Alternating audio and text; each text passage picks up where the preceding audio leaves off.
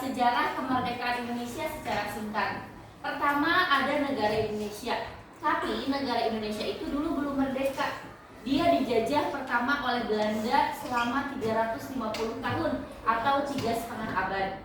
Kemudian setelah Belanda mengakui kekalahannya, ternyata Jepang datang ke Indonesia sama tujuannya untuk menjajah selama 3,5 tahun. Karena selama penjajahan itu ternyata Indonesia melakukan perlawanan kepada Jepang. Indonesia menjatuhkan bom di Hiroshima dan Nagasaki.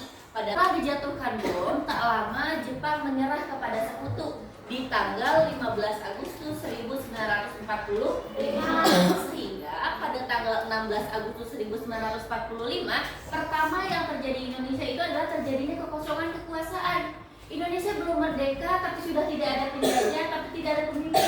Pokoknya negara ini jadi kosong. Setelah itu, Insinyur Soekarno dan Muhammad Hatta diamankan oleh Sultan Syahrir dibawa ke Rengas Dengklok. Tujuannya adalah agar tidak terpengaruh oleh Jepang, supaya Indonesia bisa mempersiapkan kemerdekaan di tanggal ini. Akhirnya, mempersiapkan kemerdekaan dengan menyusun naskah proklamasi di rumah Laksamana Tadashi Maeda.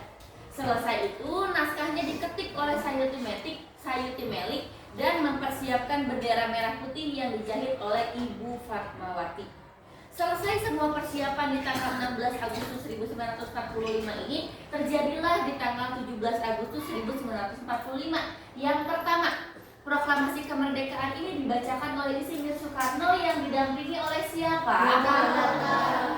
Proklamasi ini dibacakan di rumah Insinyur Soekarno di Jalan Pegangsaan Timur nomor 56 yang sekarang jadi Jalan Proklamasi nomor 1. Dibacakannya pukul 10. Dan pada saat itu terjadilah Indonesia merdeka. Jadi Indonesia itu merdeka bukan setiba-tiba merdeka tanggal 17 Agustus, tidak. Kenapa Indonesia ada proklamasi? Tujuannya ada proklamasi itu adalah untuk memberitahukan kepada halayak umum. Jadi untuk memberitahukan kepada semua orang bahwa sekarang Indonesia sudah merdeka. Makanya kenapa di setiap tanggal 17 Agustus itu selalu diperingati sebagai hari kemerdekaan. Karena untuk memperoleh Indonesia merdeka ini perjalanannya panjang tidak? Panjang. Itu dia alasannya. Berikutnya, kenapa ada proklamasi? Tujuannya proklamasi itu adalah untuk memberitahukan kepada halayak umum tentang apapun itu. Salah satunya adalah tentang kemerdekaan. Kenapa harus ada proklamasi? Yang pertama tujuannya, proklamasi itu adalah sebagai bentuk puncak perjuangan bangsa Indonesia.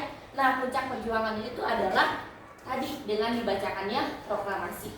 Makna yang kedua dengan adanya proklamasi ini adalah mendapat pengakuan dari seluruh dunia. Yang ketiga, menjunjung tinggi martabat bangsa. Jadi dengan adanya kemerdekaan, Indonesia sudah yakin bahwa kita sudah bebas dari penjajahan. Yang keempat, Indonesia itu lahir menjadi negara yang baru. Dulu negaranya yang dijajah, sekarang sudah menjadi negara yang merdeka. Dan makna proklamasi ini menjadi tanda lahirnya Negara Kesatuan Republik Indonesia.